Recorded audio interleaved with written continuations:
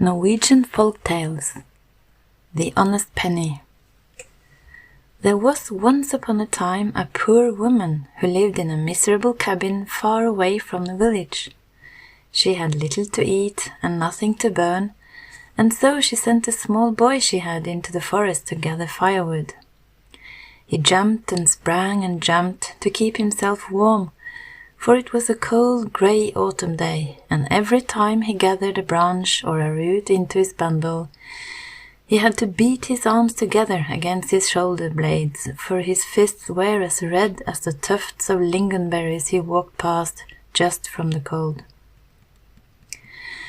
When his wood bundle was full, and he should return home, he came upon a wood stack. There he saw a rough white stone.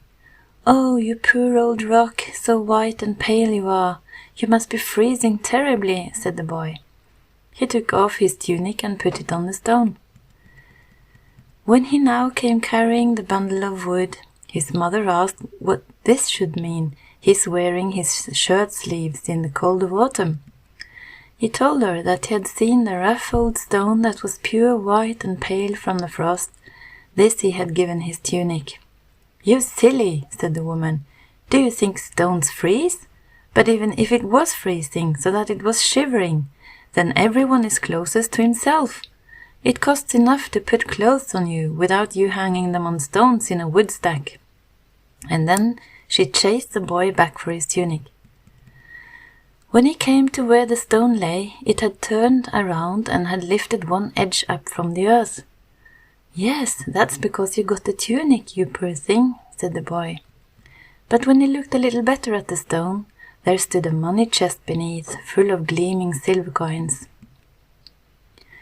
"This is certainly stolen money," thought the boy. "No one puts money he has come by in an honest fashion beneath a stone away in the forest."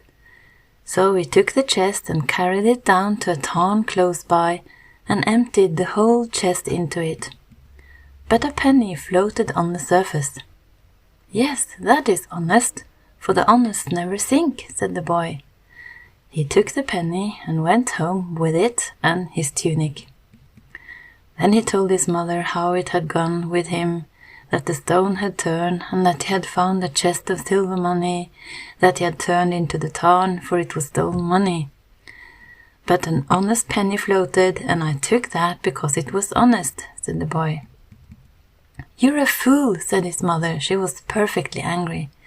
"If nothing was honest but what floated on water, then there would not be much honesty in the world.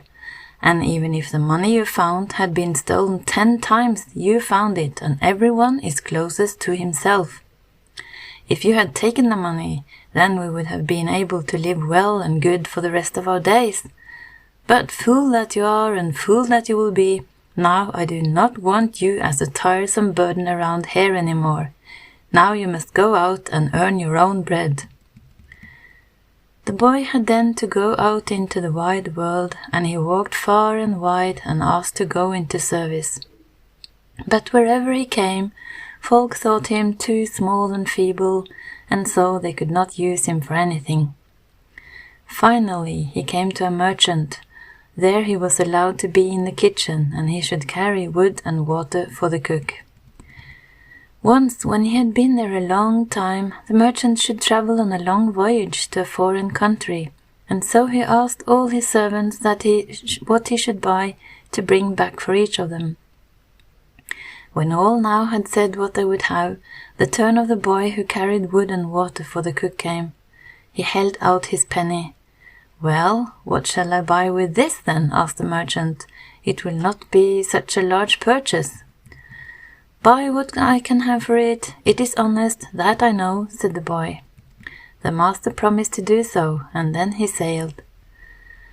When now the merchant had unloaded and loaded in a foreign country, and bought what he had promised his servants, then did he come to remember that the cook's boy had sent a penny with him, that he should buy something with. "Shall I now go up to the town for the sake of a penny? One has nothing but misfortune from undertaking such trouble," thought the merchant. Just then a woman came walking by with a bag on her back. "What do you have in your bag, mother?" asked the merchant. "Oh, it's nothing more than a cat. I cannot afford to feed it any longer, so I've thought to throw it in the sea and get rid of it," replied the woman. "The boy said I should buy what I could with this penny," said the merchant to himself, and then he asked the woman if she would take a penny for a cat. Yes, the woman was not slow to agree, and thus the deal was struck.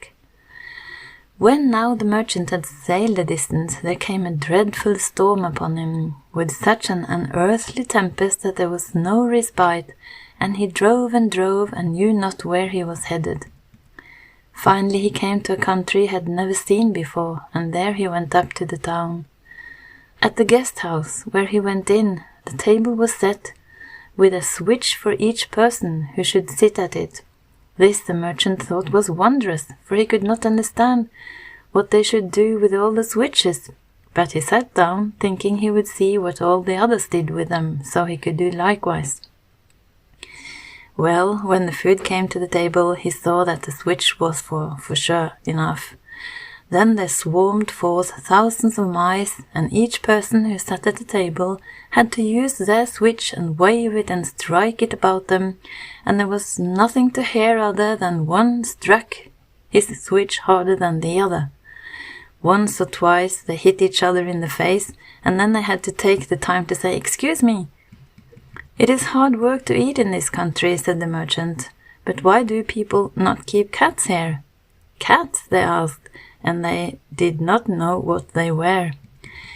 So the merchant had the cat fetched, which he had bought for the cook's boy, and when the cat came onto the table, the mice had to go into their holes, and the folk had not had so much peace at the table for as long as anyone could remember. They begged and blessed the merchant that he should sell them his cat. After a long time he promised to leave it, but $100 would he have for it. They gave it and thanked him too.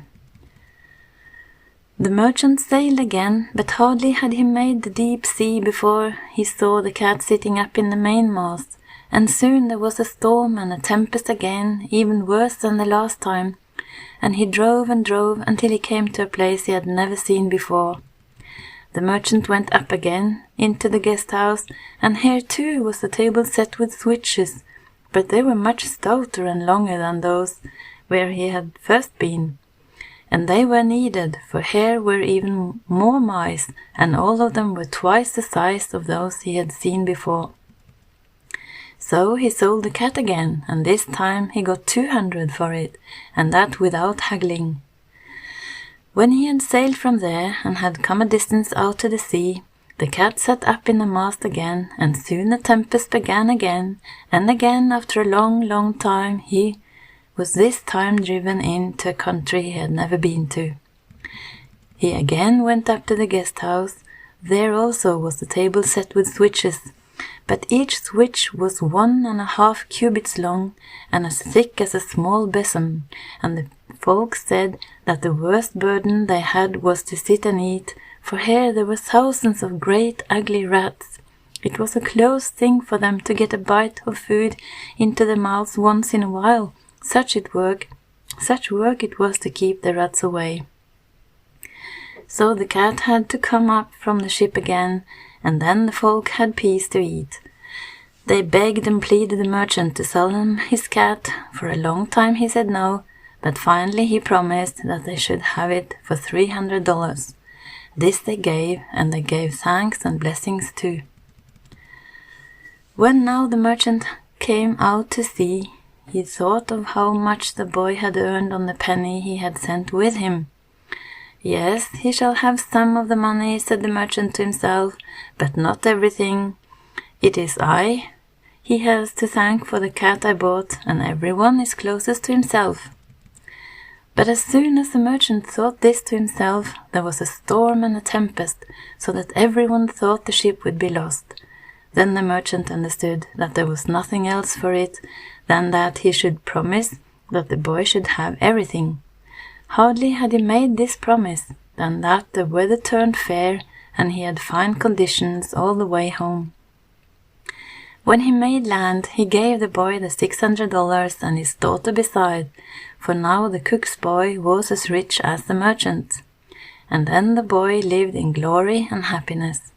His mother he took in to himself, and did well by her, for I do not believe that everyone is closest to himself, said the boy.